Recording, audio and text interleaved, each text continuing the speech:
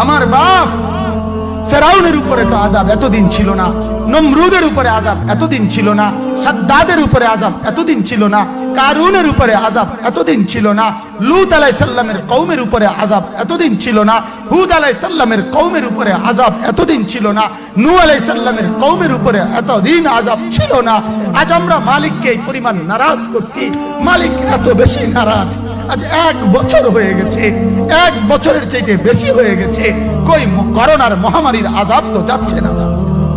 গেছে গা বলে আমাদের লক্ষ লক্ষ বাচ্চার পড়ালেখা বন্ধ, এরা নষ্ট হওয়ার চূড়ান্ত পর্যায়ে পৌঁছে গেছে। মোবাইল এদেরকে শেষ করে দিছে। লক্ষ লক্ষ ছেলে, গতকালকে এক মা আমার আত্মীয় ফোন দিয়া বলতেছে সকাল 10টায় বাচ্চাটা ঘর থেকে মোবাইল লইয়া বাইর হইছে, রাতের 10টায় মা তারে ফোন দিয়া বলছে বাপ ঘরে আসতি না, ভাত খাইতি না। বাচ্চা তারে বলতেছে তোমার অসুবিধা কি,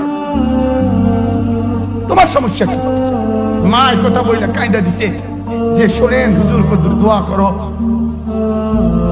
এক বাচ্চা, এক ছেলে, সে যদি তার মাকেই কথা বলতে পারে, তার মানে গুনাহ তারে এত মজা দিয়া দিছে, ফেসবুক তারে এত মজা দিয়া দিছে, ইউটিউব তারে এত মজা দিয়া দিছে, নর্তকী তারে এত মজা দিয়া দিছে, গুনার দৃশ্য তারে এত মজা দিয়া দিছে, সে মাকে ধমক দিচ্ছে। রাত 10টা বাজলে কি হইছে, রাতের 3টা পর্যন্ত দেখলে তোমার সমস্যা কি? আমার আখিরাত আমি নষ্ট করলে তোমার অসুবিধা কি? আমার জাহান্নাম আমি ঠিক করে নিলে তোমার সমস্যা কি?